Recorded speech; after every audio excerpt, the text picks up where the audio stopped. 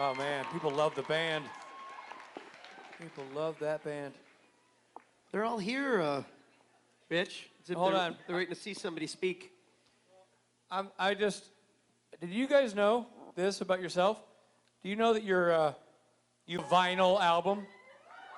You made a vinyl album. I don't know if you know this. It's the kids. Oh, I thought you were talking to them. I was like, I think we made that. No, you made it. The audi- So how many of you are attending Saturday Night Special tonight? Anybody coming to the concert? Well, I will tell you, it's always a home run. Always a home run. Always awesome and special. And the boys wisely decided to record it a couple times and made a record out of it, an LP. So you can actually get the vinyl version. The vinyl, which all the hip kids love the vinyl. I wish you had done a CD version. That would have been cool, but I guess. Yeah, we did. You can get a CD version. Okay, cool. Shoo. But if you get this here, we'll sign it for free, is what we'll do. Wow. But, well, there's pictures and everything in the inside. Yeah. He says as if he's seeing it for the first time. You do sound a bit surprised by the whole experience. You got Matt Cohen's on here. What? Kim Rhodes. Huh? The Chowmeister General. Ruth Connell. Yeah. Gil. I wonder if there's some people in the house who might not immediately recognize the Chowmaster General. That's Osric Chow, guys. Not Ruth Connell, Kevin the Tran. Chowmaster General. Brianna Buckmaster. Not hurting. And someone named Jensen Eccles. Well, that's Jensen a typo. Ackles. I remember Jensen Ackles. I remember you felt really bad for him. You're like, what else does he have going on? I guess I I'll know. give him a shot. I know. Now he sings, people play, people sing, people do all kinds of crap. Anyway, that's all we have to say. Thank you, everybody. Have a great day. Enjoy your Saturday. Go hydrate. Good night. Good night, everybody. I don't know what you're lining up for. Show's over. See you guys. What do you mean it's not over? What are you saying? Oh, I think we have one more guest. Yeah. Steve? Yeah. I think it's time to play a little Where's Misha?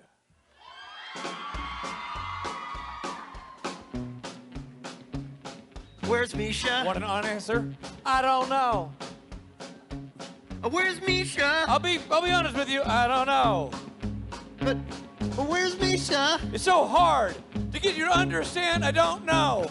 Where's Misha? Oh. There he is. Okay, cool. All right, great. There's Misha. There's Misha. All right. Leave so he can intro you. Nobody times their poops worse than him. Thank you. Leave it down, everybody. Come and save me tonight. He's an angel. Come and make it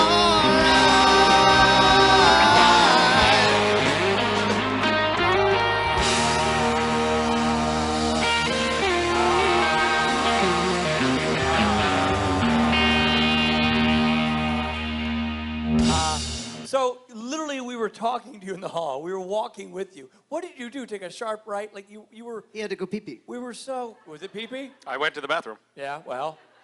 I thought you were going to hold it for me, and you didn't. I couldn't hold it for you. I wasn't in the bathroom with you. I had to come on stage. And then I got stuck in the freight elevator. Uh-huh. Yeah. Oh. That age-old excuse. Oh, so you went poop. Stuck in the freight elevator is code. So stuck in the freight elevator. Yeah, I was stuck in the freight earlier today.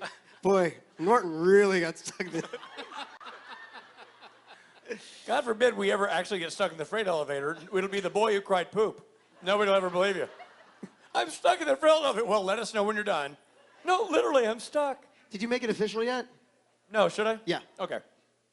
Good people who are nowhere near Chicago, a warm welcome to the recent recipient of a paid-for haircut, Misha Collins.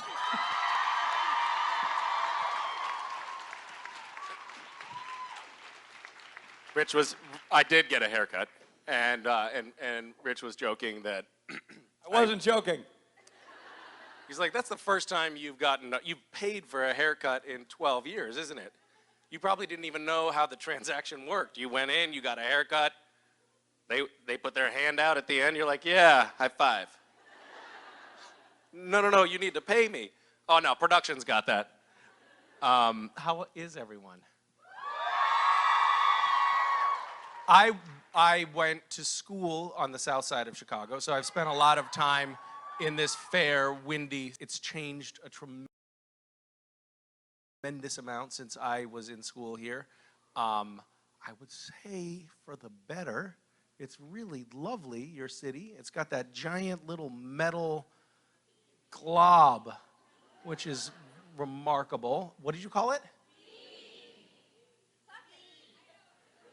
What'd you say?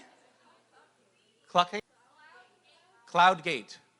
Yes, thank you for telling me that. Now I know one thing. No one does call it, they call it the bean. Yeah.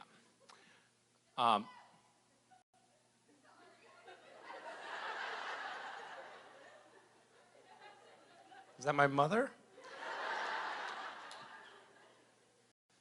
I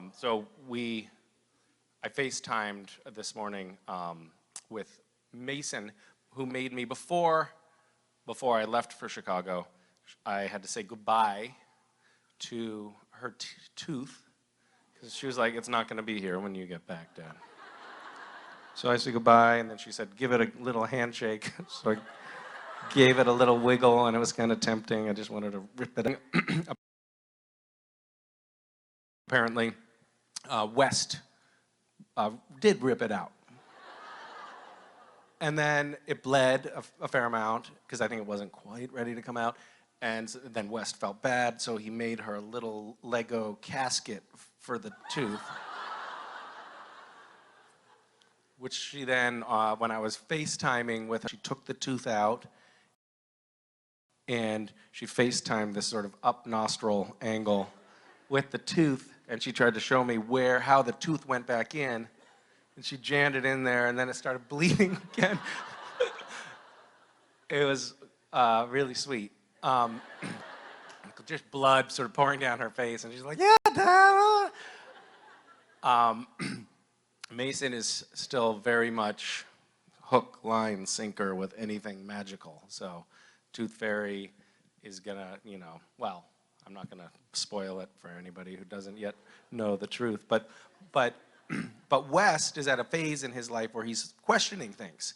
He's like, Dad, we have done a lot of scavenger hunts where we find a note, and then that leads to something, that leads to something, that leads to something, that leads to a treasure that was left by pirates 100 years ago. And it's just weird because that never happens when you're not around. And you always know where to find the next clue. And then he looked at me in the eyes and he said, "Tell me, are you making these scavenger hunts? Tell me the truth." And I was at a crossroads, like, am I either gonna lie to him or I'm gonna ruin his childhood? And so I chose ruin the childhood, and he was like, "Oh, well, you do a good job at that, Dad, but don't tell any of my friends, they think it's real." And I thought, oh, he is handling it really well, but he's still into a lot of the magical things. The Tooth Fairy, but he's like starting to question everything. So the Tooth Fairy, we were talking about the Tooth Fairy yesterday, and he said, it's really weird. When we were in California and I lost my tooth, the Tooth Fairy never brought me anything. And I was like, really? Well, when we're in Washington, the Tooth Fairy has a much smaller population to handle. The California Tooth Fairy has like 10 times the people and 10 times the teeth, and so it probably just like backlogged. And he's like, all right, I buy that. And a little while ago, we had this book. It's about Ralph the mouse who rides a motorcycle. Does anyone know that book? And we had it sitting on the table, and my friend who's just turned 50, Keith, came over, and he was like, "Oh, Ralph, I was friends with him when I was a kid." And Wes was like, "Really?" He's like, "Yeah. I used to have a little motorcycle too, and we would ride around together. He's a great guy." And Wes was like, "Wow, that's amazing." And then a few months later, he came up to me and he said, "Hey, Dad," and he said, "Yeah, in fact, I just talked to Ralph on the phone yesterday." And then a few months went by, and West came to me and he said, "Dad, what's the life expectancy of mice?" And I said, "I don't know, a year maybe?" He said, "Huh." So Keith wasn't really friends with Ralph the mouse because Ralph is dead by now. Okay, enough of that. Am I to leave this up here? Is this marketing? Are we marketing right now?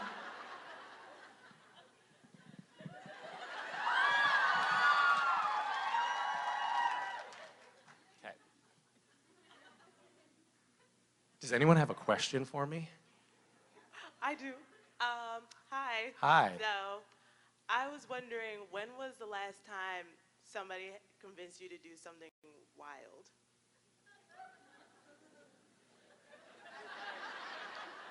Like most recent time.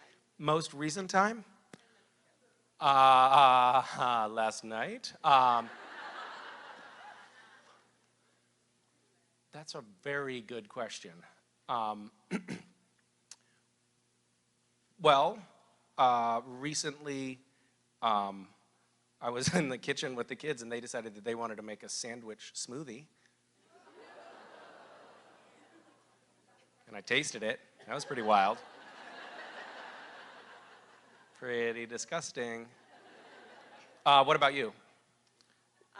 Well, being here, actually, I binged the whole series. You and binged then- the whole series? Yeah. And then... Is that, now wait, what is that? How long did you take to watch it?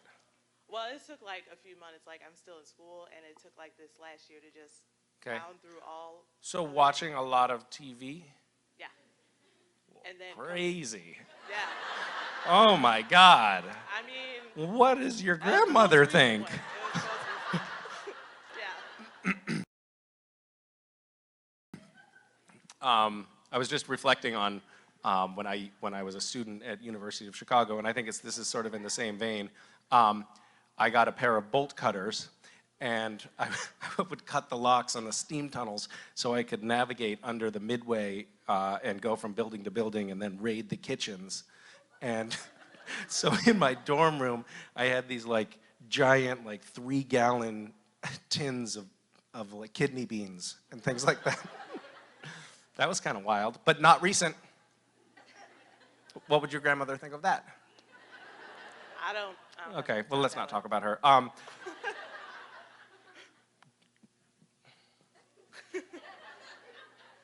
don't know how to top that. What else do you want to talk about? My dad was visiting recently, and he told my kids about taking an acid trip. That was kind of wild. They were super confused. They did not understand what he was talking about.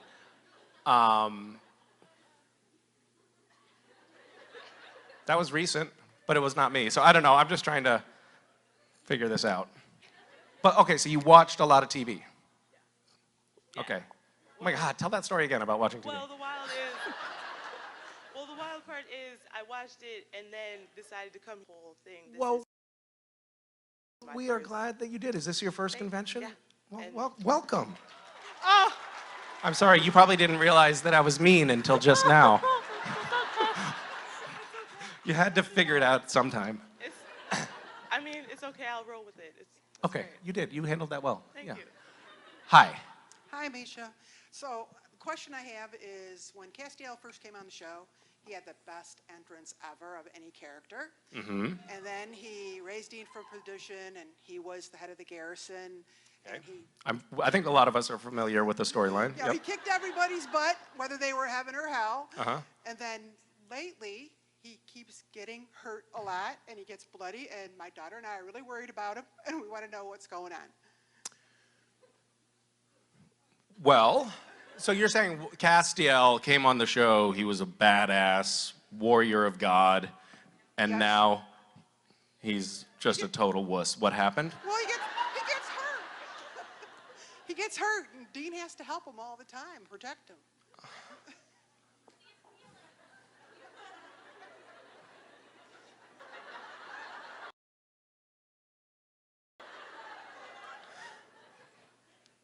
I think Cass is very tough.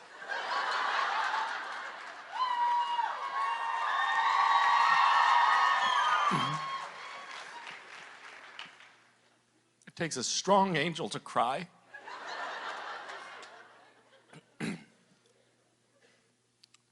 When I first came on the show, the very first couple of scripts that I saw, it was very clear that Cass was a badass mofo who was not to be fooled with. And he was nearly omnipotent, super powerful, and incredibly, there was like a danger to him. And then we shot a couple of episodes, and the writers, I mean, it's a dynamic relationship between the writers and the actors. The writers saw, oh, this is the guy that we cast. And so the character kind of changed to be more of this socially awkward dork who baby in a trench coat who can't fight to save his life.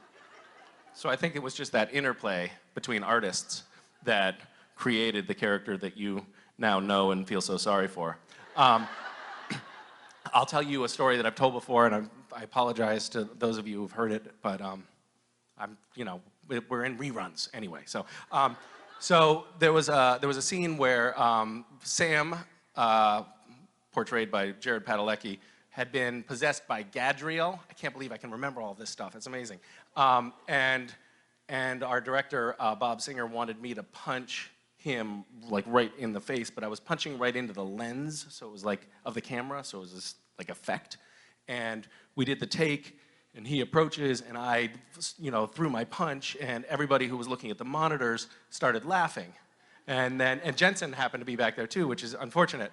And he came around, and he was like, Misha, that was hilarious. That's going on the gag reel for sure. And I was like, what? And then they played it back for me, and as the camera comes close to me, I went,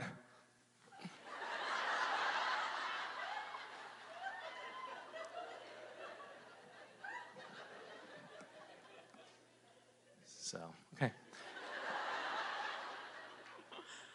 Hi, I'm Natalia. Hi, Natalia. What part of Chicago are you from? Nowhere. I've come all the way from Gibraltar for my first convention. Oh my goodness. Welcome. Thank you. How long are you going to be here for? I arrived on Thursday and I leave on Monday. I've literally come for the convention. Oh, you really just came for the convention. Oh, I'm so sorry for your loss. So you're extremely jet lagged right now. Yes. Coupled with, all of All the the excitement. overstimulation of these late night sing-alongs and the drone of Richard Spate's voice. Which exhausts anyone, by the way, so don't feel bad. Wow, why did you pick somewhere so far away, and why didn't you stay for a couple extra days? Do you hate our country? Well, I don't have enough leave from my work, and they wouldn't give me any more days. Oh, really? That's the main reason for not staying longer. Well, we're honored that you would make the journey. Thank you.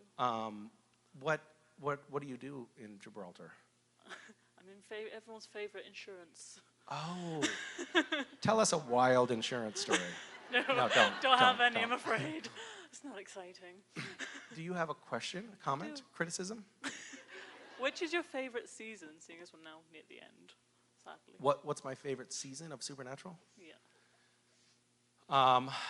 I guess I don't have a favorite, but I really feel like the show hit its stride episode 1 of season 4.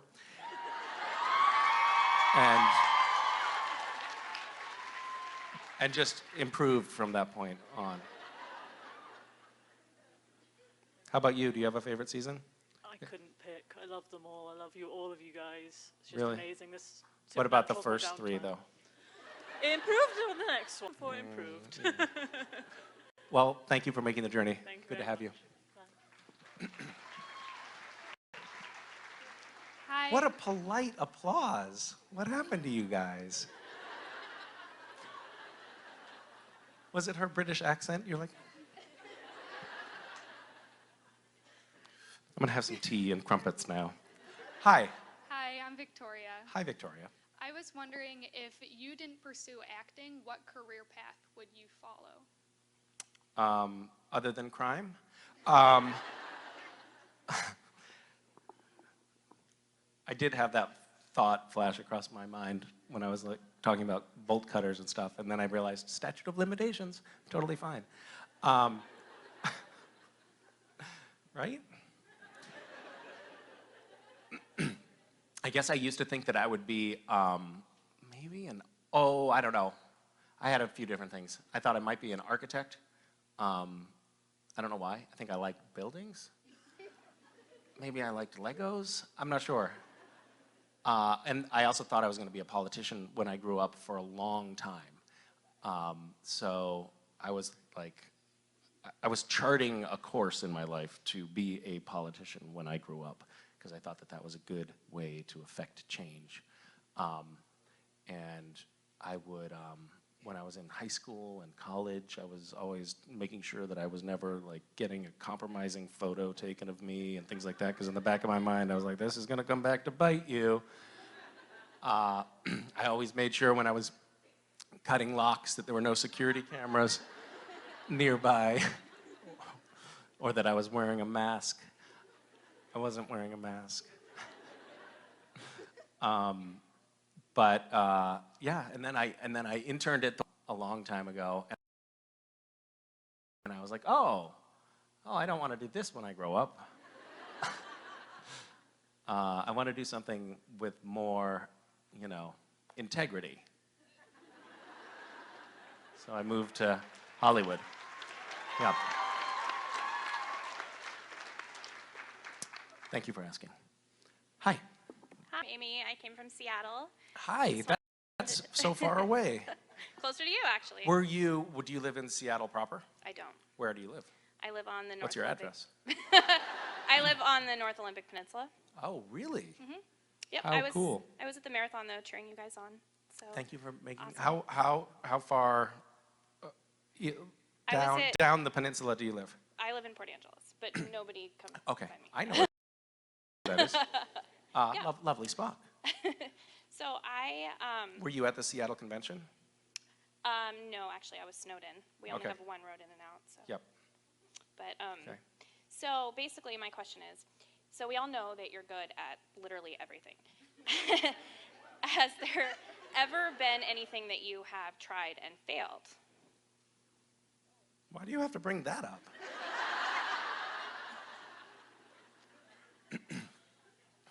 Yes, many things that I've tried and failed. Would you like to elaborate? Throwing paper airplanes is definitely one of them.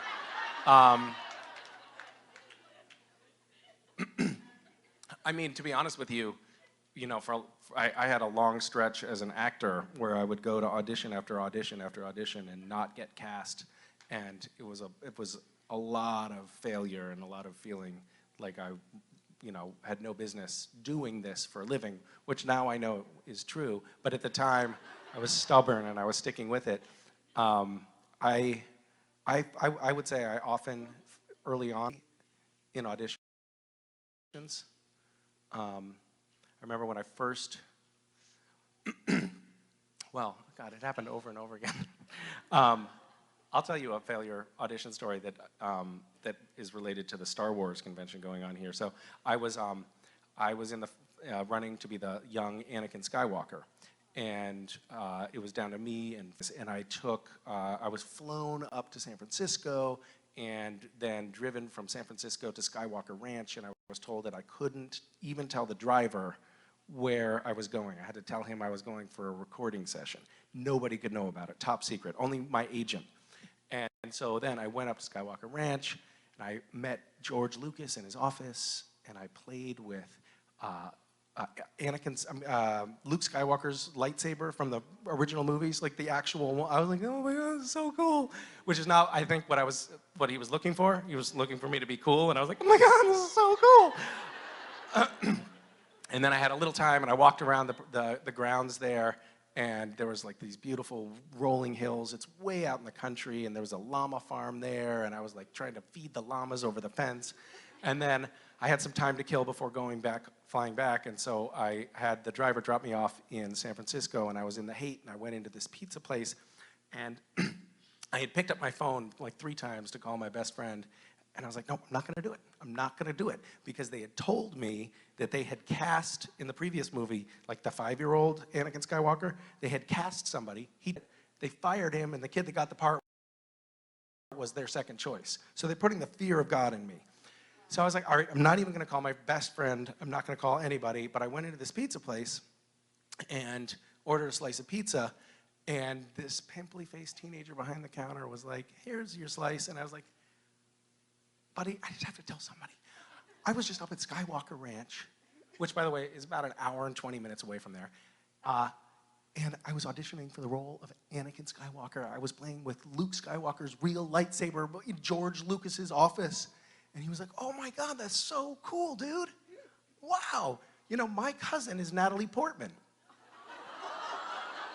My parents own the llama farm adjacent to Skywalker Ranch. What's your name?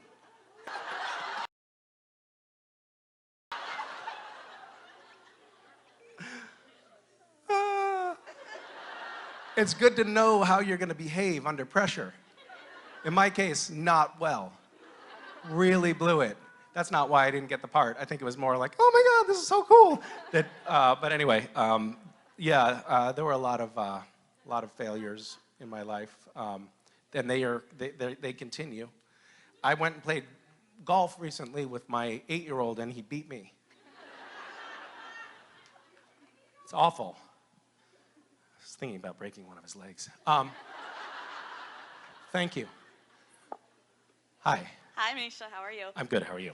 I'm amazing. Yes, you are. Thank you.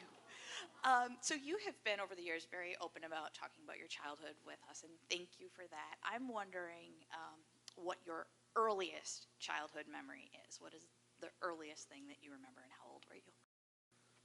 I can actually go back fairly far in my early memories. I pretty distinctly remember conception. It was kind of a mess.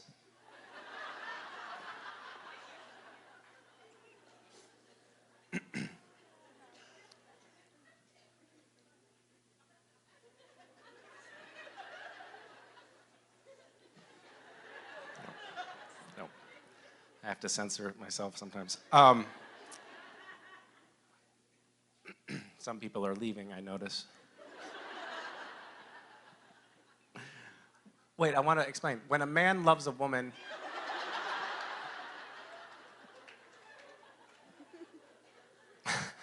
so I have this memory. We had this, when I was little, my mom cooked in this 19-teens wood cook stove that you had to load firewood into. It had these little cast iron things, and you had to burn firewood in order to cook on it, and that was our cook stove. And I remember standing by that or something, and just watching my parents fight. This is not really a great early childhood memory, now that you mention it, so thanks for bringing that up. I remember looking at the mobile in my crib, actually, which is also not very interesting, but true. Something that I have tricked myself into thinking I remember. I do these, occasionally do these long silent meditation retreats, and during the process of sitting, meditating 13 hours a day for 10 days, not talking to anybody, you go through the first one lasts about 4 days, and you kind of lose your mind. And then when you start to come back again, weird things start to happen. It's kind of like a long acid trip. And yeah, there's one guy who's still having flashbacks right there. But I've had a couple of really interesting experiences with early memories when I was in those retreats. One was I was sitting there, and then all of a sudden I got hit by this wave, and it was of a smell. And I was like, what the hell is that smell? It's so distinct, and it's so familiar. And then the images that accompanied that smell came back, and it was a 4th of July picnic next to the river near our house when I was 4 years old. And the smell of that day, that afternoon specifically, came back and it was a memory, which I can't believe the mind actually logs these things. But somewhere in there is stored all of this utterly useless crap that can miraculously sometimes be recalled. You didn't really want me to go into these kind of stories, but I'm doing it anyway because you're kind of stuck here. I had another one that was really kind of profound, which was a memory when I was 6. My grandmother had just moved out. She gave my dad her car, and he was loading me and my brother into the car. My parents had recently separated. He was just like struggling to get us into the car, and I had had kind of a crappy relationship with my father for a long time because I thought like, he abandoned us, he wasn't a good dad. And then I had this very vivid and distinct memory of him just like muddling through, like trying to do his best as, you know, a part-time single dad with 2 kids when he didn't have his, you know, shit together in his life. And it was incredibly cathartic because somehow it instantly enabled me to forgive him. And then I called him and I was like, Dad, I'm so sorry. Like, I've demonized you for the last 25 years. And he was like, well, I was a shitty father. And we had this amazing conversation, and it completely changed the course of our relationship after that. So maybe there are useful memories stored in there too that we can pry out, but there's definitely a lot of utter garbage in my head. Thanks for asking. Yeah. Hi, Hi. Misha. My name's Dean. Hi, Dean. Hi. I had a question. My question is, what is your favorite memory with Jared and Jensen on set? Don't have any of those.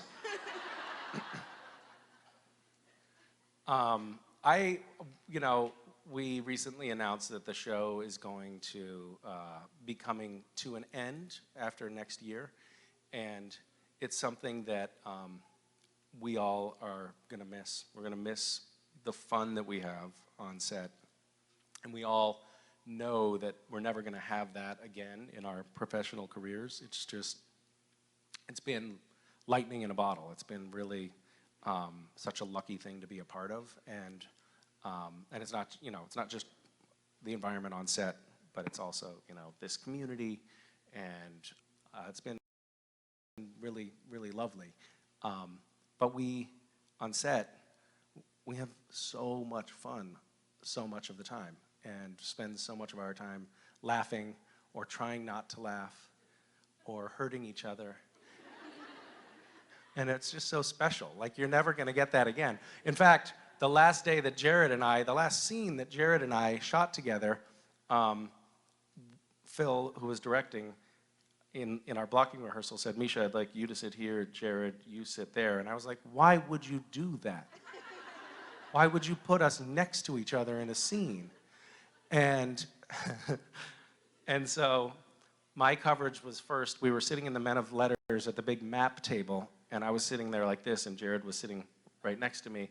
And my coverage, so the close-up was on me, and it was a fairly long scene, and Jared reached under the table and just started pinching my inner thigh with all his might. I mean, he was trying to tear the flesh off my leg. And I remember distinctly thinking, like, this is so special. I'm never gonna get this again on another show. For about a week, I had this line of like purple that turned green, little spots along my leg. It looked like I was dying of something.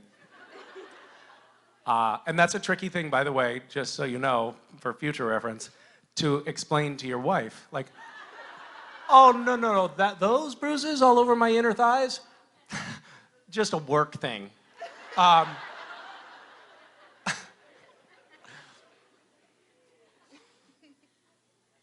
Thanks. Thank you. Hi. Hi, I'm Carrie, and this is my friend Anaya, and she has a question to ask you. Hi, Anaya. How do you turn into an angel and get your wings? Well, is this something that you're thinking about doing for a job? Are you going to be an angel when you grow up? Yes? Well, that's a great idea. Why don't more people want to do that when they grow up? What do you think? How do you think it works? I don't know. Well, that's what you're like, oh, that's why I'm asking you. Well, as it turns out, God and Nephilim, people into angels. So, do you know any Nephilim? No. Do you know God? You do? Okay, so talk to God and see if he or she can get you some wings. I think that you're going to love it. It's great. It's a lot of work, though. People is like asking you to help them with their projects. Like, oh, will you come help me fight these demons? There's things like that, which can get kind of annoying. So maybe don't tell everybody that you're an angel, so then you can keep it under wraps and just do angel superpower stuff when you feel like it, and then you can hang out with your friends and watch TV and stuff for the rest of the time. That's my career advice. It was good talking to you. Bye.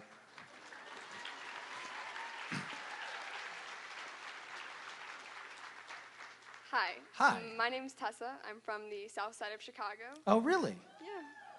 All right. So a few episodes ago was your episode with Danielle, and you had quite a few scenes with her, and I wanted to know if you could share anything from your time on set with her. I'd love to, but Jensen gets super jealous. I love Danielle. Yeah, and I would love to have her on set more often. We have a lot of fun together. And yeah, she's special. She is awesome. And so feisty, and we gossip the whole time. It's great.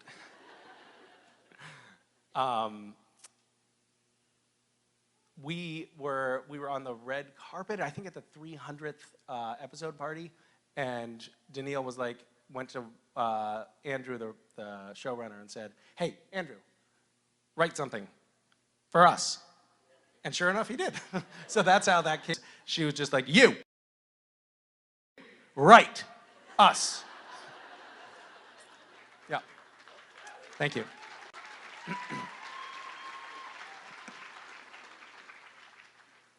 Hi. Hi. So my question's not really my question, it's my friend's question. Okay. But she wanted me to ask... You're crediting, so that's cool. At least it's not plagiarism. She wanted me to ask if you made a devil's trap, but like the lines were made of miniature devil's traps, would it still work?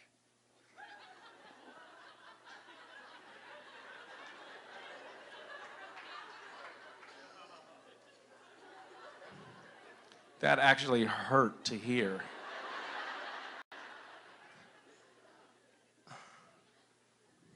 Well, I mean, I think it's actually a really good question. So, would it be contiguous? Like, are the mini devil's traps all connected to one another, or are there tiny little gaps between them?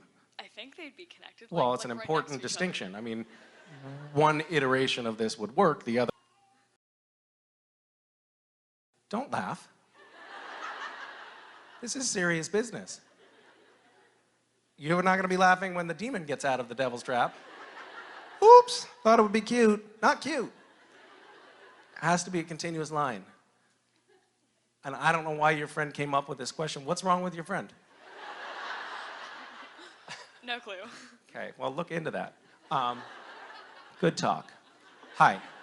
Hi, I'm Ryan, originally from Northwest Indiana. Where are you not originally from? So, well, right now I'm stationed in Southern Maryland. Oh. But this is home to me. So All right. Well, welcome home. Thank you.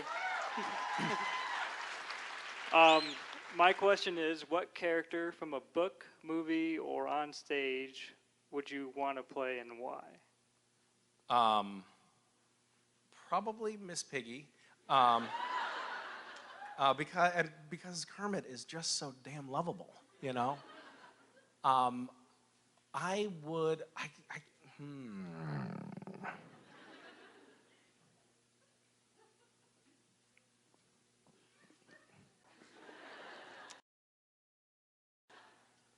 My favorite movie is The Godfather, so probably Michael Corleone. Oh, all right. That's pretty badass. It's All a pretty right. complex character, I guess. Very complex character. I wouldn't mind playing one of the contestants on The Apprentice during Donald Trump's tenure as host of the show, just so I could, you know, get close and pie him in the face or something. That would be my fantasy. I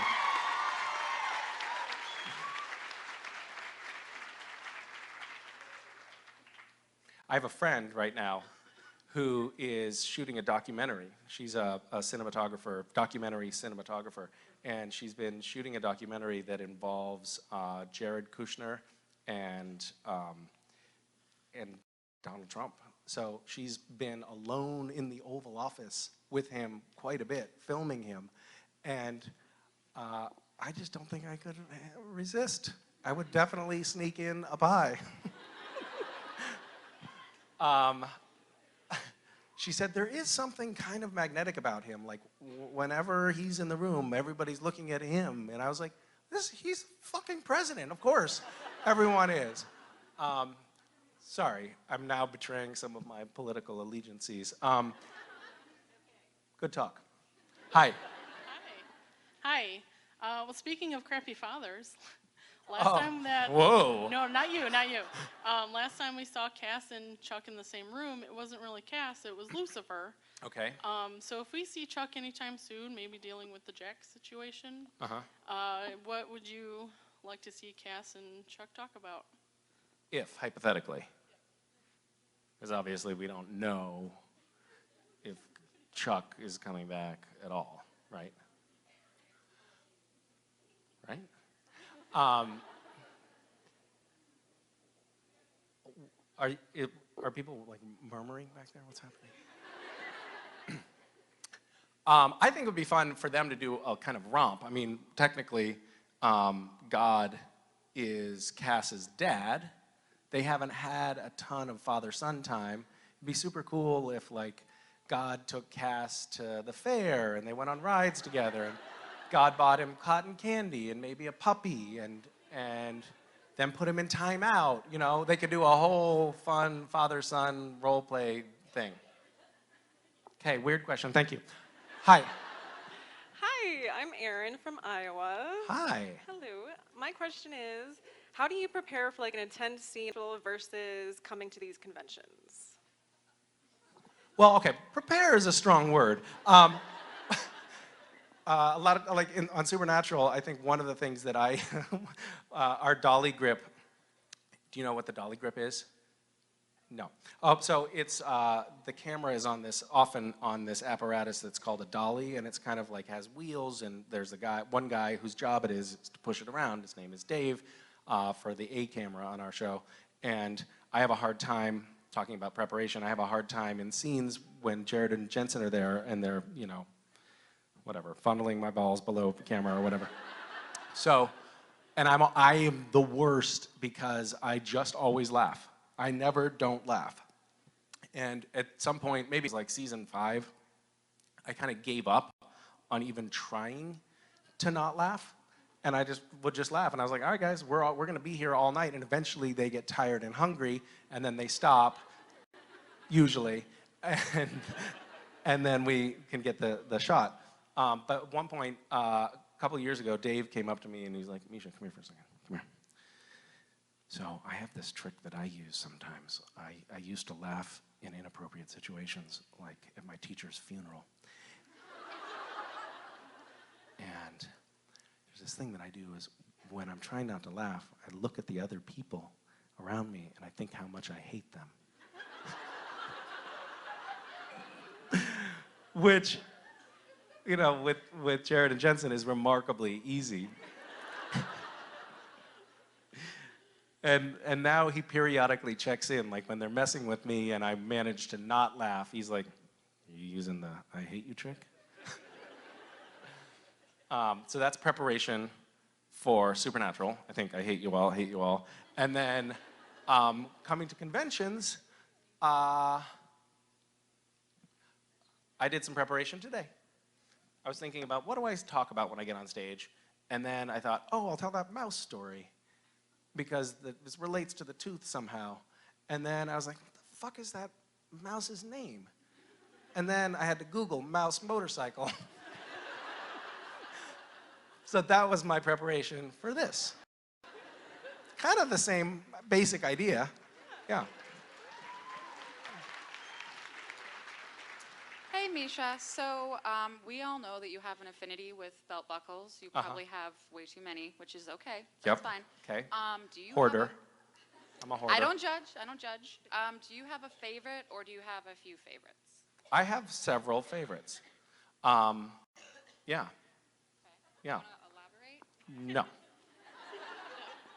But I do have several favorites.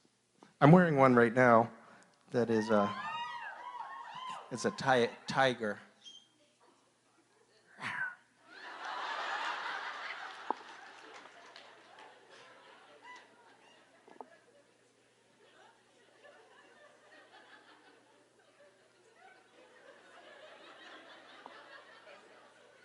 Hi. Hello. My name is Carmen. Carmen. My question is, what is your guilty pleasure song? Oh.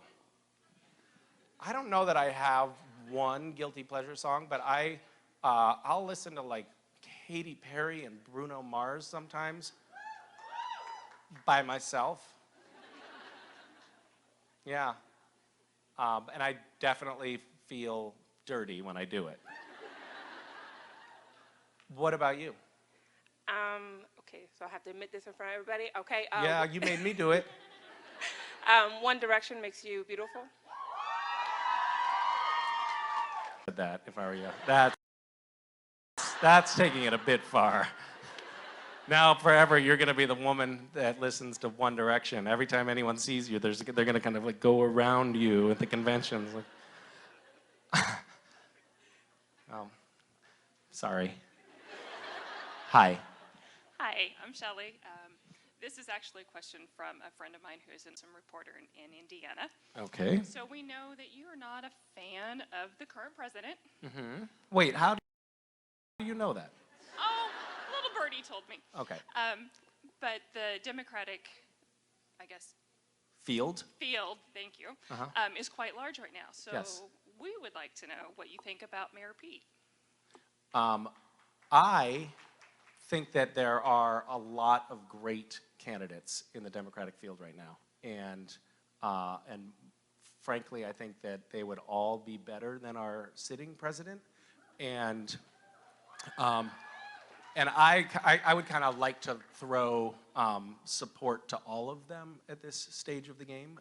I had a moment early on when Beto's team reached out to me and they said, hey, would you, put your name on this list of people supporting Beto? And I was like, great, but this was 5 months ago or something. And I was like, great. And then afterwards I kind of regretted it, not because I don't like Beto, but because I don't really want to pick sides yet. So how's that for like a politician non-answer? Not a bad one. Pretty lame, huh? Do you have favorites at this stage of the game? Actually, doing some of my research, I do kind of like Mayor Pete. I'm kind of impressed with what I'm seeing so far. I mean, I haven't made up mine. Clearly, we've got a lot of time. Yeah. But yeah, he says a lot of things that I think in my own brain that I'm like, why are more people not saying these things? What hypocrisy of the entire administration right at the moment. So I kind of like him. Okay, great. That's a good endorsement right there. Yeah. Thank you. Hi. Hi. My question is, so Cass has grown a lot throughout the series, like. You mean in girth? Yes. He's packed on some pounds since he first joined the show. Yes. And well, no. It's okay. He actually has. He still looks great though. Okay, so, great. Good cover. I mean, like emotionally, he's grown a lot, and I was wondering what you've learned from him as a character, like what you've learned from him on his journey? That is a very lovely question. Castiel, he started out thinking that there was a very clear right and wrong, and that he was, as I mentioned earlier, a soldier of God, and that he would, he was obedient and he was in service. And as time passed and he got to know humans more, he developed empathy, and he also started to realize that there's a lot of gray areas and that things are complicated, and you can kind of make pacts with the devil in order to do something good, and that life is complicated. And I think one thing that I would hope to take away from him is, in spite of the complexities of life and in spite of all of the mistakes that he's made and his failures, he still always picks himself up and tries his hardest to do what he thinks is right. And he always tries to do what he thinks is good. And he's kind of willing to sacrifice himself in service of those ideals. And I can't say that I have learned that, because I don't really behave that way, but it's something that, I would aspire to. But in my personal life, I would hope that I never, say, trigger an apocalypse or something, Good talk. Thank you. Hi. Hi, Misha. My name's Steph. Hi, Steph. First off, I missed you, but my question is... Wait, you missed me? I missed you. Oh. Yeah, I came back to find... This is my 5th time, so I had to come see you. Good to see you again. Yes, It's been thank too you. long. Yeah. So my question is, I want to know if there is, which part of Castiel's story is the most important part to you personally? Like, which part was your most, beloved part and part of the story to portray? Well, I liked, I have enjoyed the fact that Cass has gone through all of these different iterations. He was crazy, he was God, which sort of felt like it suited me. He was Lucifer, he was human, he was an angel without powers. He's been through a lot. He was possessed by Leviathan.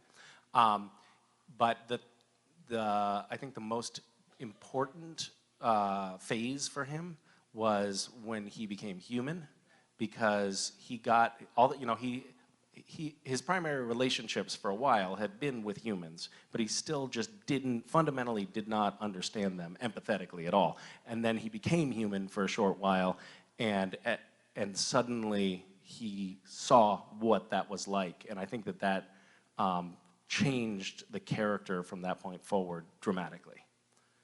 So there you go. I actually answered a question seriously. Yeah, thanks.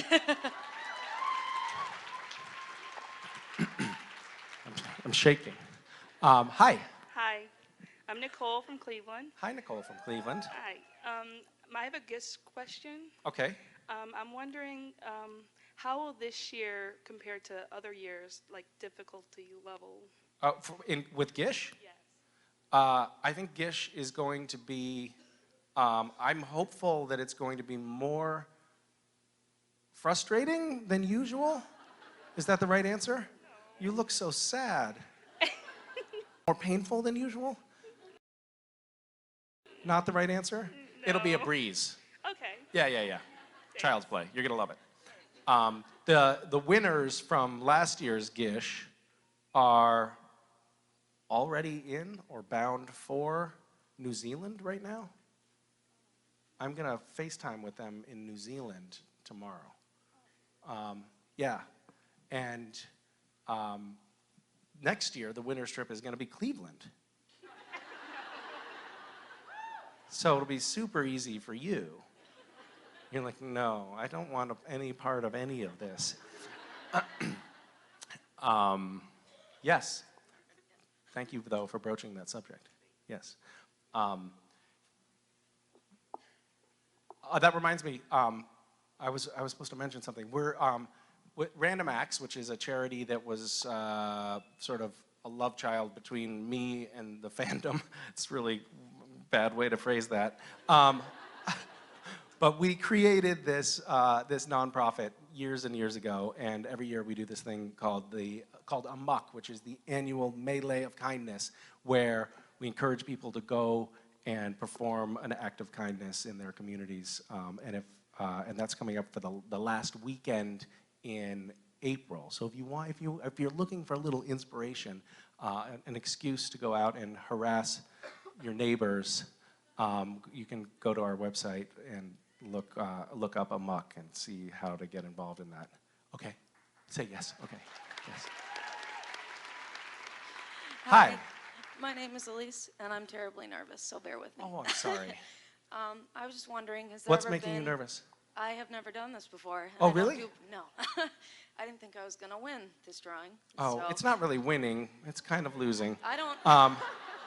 Getting your name picked to come up and ask, sort of like clicking the chamber that has the bullet in it when you're playing Russian roulette. Well... Hi. Hi, little one. Hi, Dimitri. That's a funny name. Hi. Hi. Want to say hi? You just breathed on it. He's like,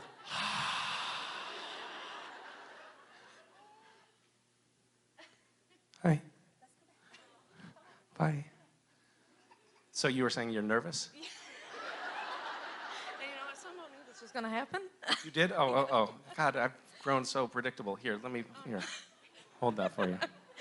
But I've never been here either, so it's a lot. You've never been where? You know, eventually you run out of floor space if you keep backing up. You'll just be against the wall. Where are you from? Adrian, Michigan. Okay. Yeah, so, are you? Yeah. Oh, you guys should have carpooled. Well, you've never been to Chicago? I've been to Chicago, but I've not been to a con Oh, before. okay. And how's it going so far? Pretty great. It's nervous. Uh-huh. Well, you're handling it very well. I'm trying. Yep. You look like you're about to punch me, too, which is kind of nice. And I like that sort of palpable danger here in this dynamic. I don't feel like I radiate much danger. You actually don't. You don't immediately seem violent. All right, what's your question? If I can remember my original question. You're killing me. Was there ever a time that you had to improvise during filming and it actually worked out in your favor? If you forgot your lines or... Oh, from forgetting lines? Yep, or anything of that nature. Great question. Thank you for asking it. I'm going to return this to you. Thank you. Nice work. Well, we improvise, I would say, a little bit in every episode. And there was a time when I was starting to improvise more and more, and then got a call from the producers saying, Misha, can you just say the words in the script? Because I guess I was like maybe making the writers look bad or something because my stuff was so good, is what I'm assuming? That's not what it was. But we mess around a lot, and often it gets filmed. Actually, so the episode recently, can't remember what it's called because it aired more than a week ago. The episode where we're in the milkshake place in that, what? Peace of Mind? That's what it's called? Huh. So there's that scene where we're in the diner, and Sam tackles Castiel, and we go down on the floor, and Jared has me pinned down, and we did a take there that was totally improvised, that was about 15 minutes long, where I was slapping his face, and he was pinning me down and saying, yeah, you sexy bitch, you like it?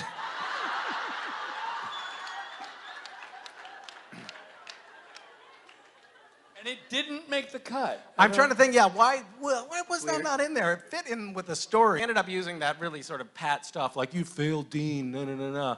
Can you imagine how much more, I'm sorry, like, I don't want to tell the writers how to do their job, but can you imagine how much better the end of that episode would have been if it had ended with, yeah, you sexy bitch, you know. You like it, you know you like it. I'm slapping him in the face, you know you like it, and then he snaps out. He's like, oh, Cass, and it's me, it's Sam, I'm back. Blah. That's how Sam kisses. I don't know if you guys know that. Blah.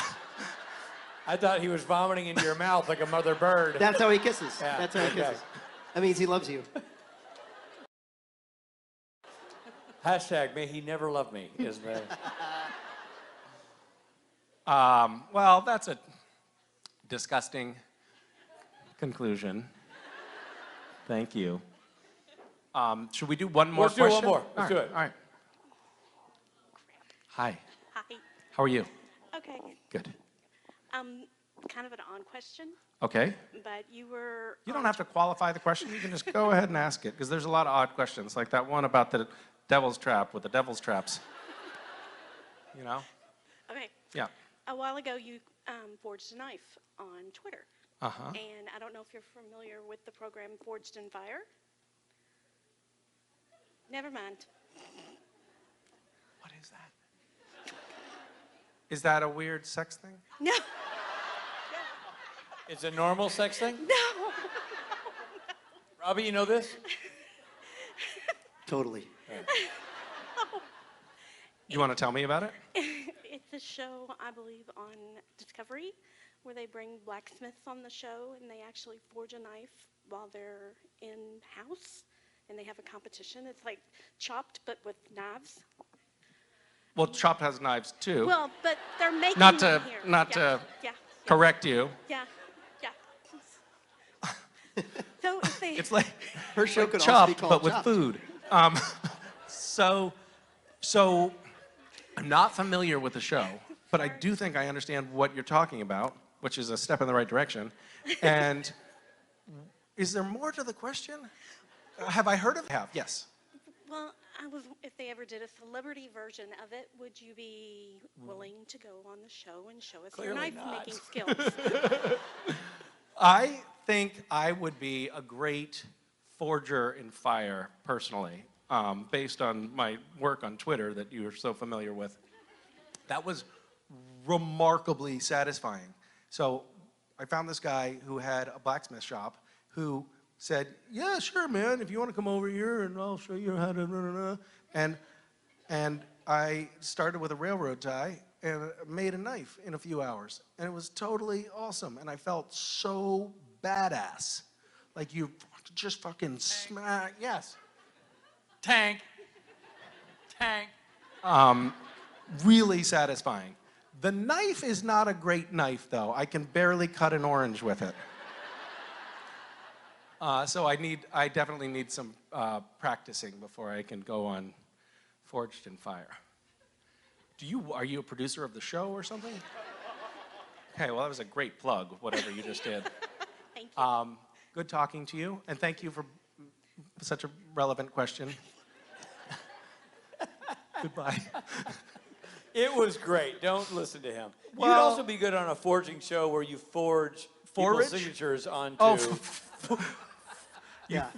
That'd be great. You could forge people's signatures onto... It could be called Forged and Fired because you forge signatures onto checks, and when they turn out they figured out, it'd be really hilarious. good. Really good. So I think we've got something's got to germinate here. It's right? just one episode. We have a hit. We have a hit on our hands. Chicago. That man right there, that's Misha Collins. He's an angel. Come and save it tonight. There you go. Forged in Fire. He's an angel. Stuck in a train over there. Come and make it